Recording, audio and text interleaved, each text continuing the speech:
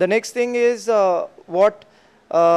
the local leagues, what I find is if we can stop playing foreigners, then there will be more players, Indian players playing. Besides the striking, what I feel is another spot, a bother for us in Indian football in the future is the stopper back position.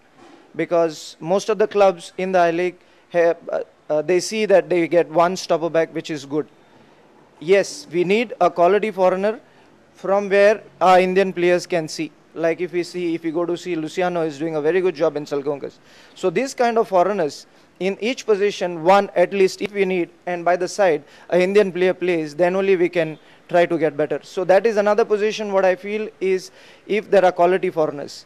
I don't mind quality foreigners playing in a club team where our Indian players do get. But if we have 4 foreigners in a team, where 414, about 56 players are foreigners, and we are trying to take away Indian spots there. So it bothers a lot because we don't see our Indian players playing, nor we see Indian strikers playing. So it's a big question where we have to really seriously think about it. So you are not entirely against the foreigners, but you want some regulation that at least one Indian striker is in the starting lineup. That has to be there because absolutely, because if we go to see, if 4 foreigners according to me are too much. So if we can bring down the foreigners, that too in consultation with the clubs, the AIFF can sit and discuss to them the problems what we are facing in Indian football, because in the end we are all doing this to see our Indian football goes higher.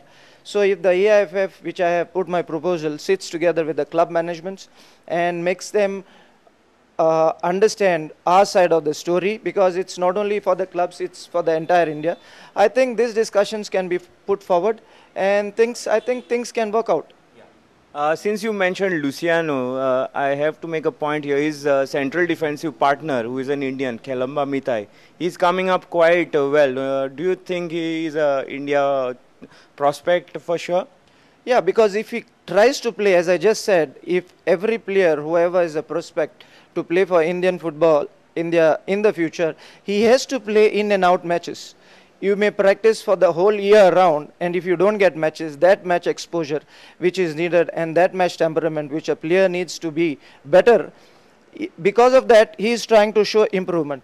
But if he doesn't get a chance, no matter how good talent you are, that is where the Indian players are lacking. There are so many good talents which are there, which are being on the bench, which are not getting chances to play in and out or competitive games in the I-League.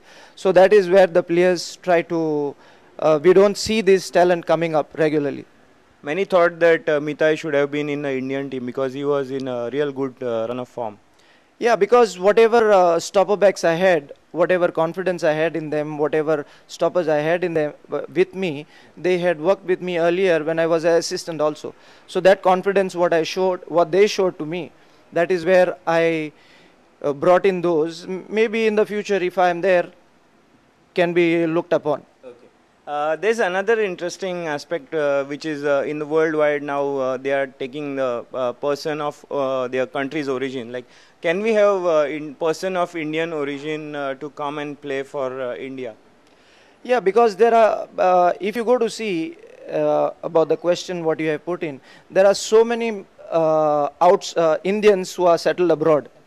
Yeah, so if we start with one, there are going to be lots, and then again we will say everybody is outsider and we don't have any Indian players. So according to me, I don't think it is a fair idea.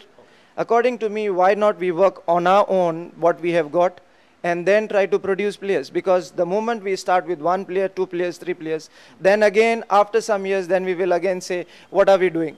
All the players who are playing outside, we are trying to bring it here, and our players who are playing regularly in the I-League, they are not getting a chance. So it is a debatable question, but according to me, whatever strengths we have or whatever weaknesses we have, try to develop into strengths, and we can do it on our own if we try to honestly work towards it. Yeah. But what's the AIFF's stand on person of Indian origin policy? We have, no, but the coach which was there before me, Bob, has never thought about it. Never given a thought about it. So I also did not put any question from my side, because I want as many players from India who are working hard in our country to get more chances. That is what my idea is.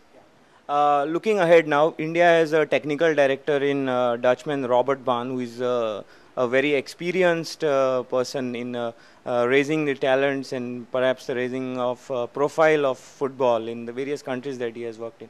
So, what have been your initial impressions about Rob Ban? He was there in Nepal for the tournament. So whatever interactions I had with him, he seems to be very good, knowledgeable, as we all know, and with his CV, what he has got behind him, I think this thing he is very good. But only thing we'll have to wait and see that whatever he needs, like infrastructure, the facilities, whatever he wants to make changes in Indian football, maybe he will get it, and then we can see the results. Uh, just as you said, he was in Nepal to watch the tournament. What did he have to say about India's overall performance? Nothing. He just kept on watching match after match, and maybe he has his own judgments, maybe his own thing, but nothing about the game or nothing about the performance where or nothing interference which he had done so far in the team. The AIFF is now planning regional and elite academies. What's your view on this plan? I think this is the right thing which we are looking upon, the AIFF is looking upon, and having 4 academies for a start, like and to start with under 14. So 4 will be in one in Mumbai, Calcutta, Bangalore, and Delhi. So for these 3 academies of Calcutta, Bangalore, and Delhi, the selection process is already on in Kalyani. It started on 16th March.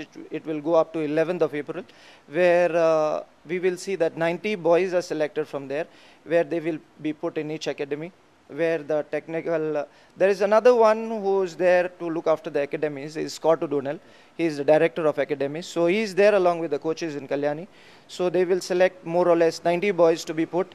Then the Mumbai Academy, which they have selected 50, from there 30 will be kept. And the first one, which is going to start in May, will be in Mumbai, in Father Agnel's. And the elite academy, if we try to talk about, will be of under 17 team, 95 born. So at present, they are they are there in Goa in the training center, they will be there for the entire this year. And plans are for this elite academy to be moved in Pune, that is from 2013. And I think if we really try to work for it and the right age and looking after how it is being progressed, maybe more such type of academies will come. And I think this is the right step for us Indian football to go forward. What will be your role in the academy structure? At the moment, I have not anything, because there are coaches who will be put in each academy. There is a director of the academies who is going to look after, and the technical director who will try to see the roadmap being put in place, where we can see better players coming out from this academy, where it will help us to build up a strong Indian team. Right. Coming up to the question of Indian coaches, it seems like India, FA or the entire footballing scenario seems to have an obsession with the foreigners. The Indians are not getting maybe enough time to have put their ideas on field and get the results. Do you believe that Indian coaches should get more of a decent enough stint? Yeah, if you go to see, there were a lot of Indian coaches where AIF have given them a chance. And as you have rightly put, but there was no time given for Indian coaches. It's not only about me, it's about Arman, and it's about Naimuddin, Sukhwinder, whoever was there in the past. So what I would also like to suggest here is we have to, in India, we have to improve our coach education a lot. We have to have a lot of refresher courses for Indian coaches, which is not happening at the moment. There are so many coaches who have completed their licenses like AFC CBA, where after that they don't have an opportunity, because to go abroad and to go for refresher courses, it costs a lot. So this proposal I've already put to the GS, that if we can get the best of instructors to come into India to give refresher courses, where we keep ourselves updated with the developments being held outside India in the game. That is what is not happening. So if you go to see foreign coaches, I think it's not a bad idea, because if you see English people who had introduced this game are going with foreign coaches. Right. So that doesn't mean that there are no good coaches in England. So it is up to the FA who thinks right at that particular time. But what one thing I would suggest is, if Indian coaches, whenever it is given, if they are given more time, so that they can plan their program and they can plan their ideas, whatever they have to put. But within this short time, the coach is under pressure, because in today's football, if a coach is not giving results, no matter how big he is, you are out of the game. Recently, we have seen Chelsea coach Andres Villas-Boas, who was brought in because he was good. But somehow things did not click for him. He did not get results and he was sacked. So that is where a coach, if he is given a longer tenure, he can be at peace. He can put in his ideas, whatever are there. He can put in his plans. That is where I think the Indian coaches are not given due appreciation for whatever they have been brought. And if we try to do that, I think it can be much better. You got the job in last August, and May 31st is, I believe, your last day in your contract. So, are you getting an extension? Have you had talks with the AFF about your future? No, I think it started from November 1st, and it is till May 31st, that is 7 months. And so far till May 31st, I am the coach, but nothing yet from the AIFF, but very soon I will be going to Delhi. And then I have to sit and talk to them and see what they have to say. And I'm open for anything what comes on the thing. But what I would like to say is the time from the November till the tournament what was held in AFC, I have been really happy working with the team, working with the boys. Because for me, results has to be there to prove that you are good. And when you don't have results, naturally the talk will start that he is not good. So, but for me, from my side, is how much you put yourself heart and soul into each and every practice session or each and every tournament what you played. So that was my biggest achievement from my side. What I feel is I'm really happy for getting the job, working honestly towards the game, and maybe things whatever I had hoped for that I would do did not work out for me. Maybe in the future things can work out better if given a chance again. Yeah, Savio, just before we end on finally my final question, just on a sad note, recently a footballer passed away in a league match in Bangalore. If you have observed across India, how are our medical facilities when it comes to football matches and the facilities present there? It's not only about the medical facilities that we have to improve. It's, according to me, everything. It's the administrators. Whenever they are trying to deal with coaches or with players, it has to be with respect, because everybody of us has got a job to do. So when you think that, okay, fine, give them a ground or give them anything, it will happen. This is where we start wrong. This is where we are not trying to respect. So I think if proper respect is given to the due individual, no matter which field he is, maybe he is a kit boy, maybe he is a coach or assistant coach or a physio or a doctor. So all these facilities have to improve for us to be better.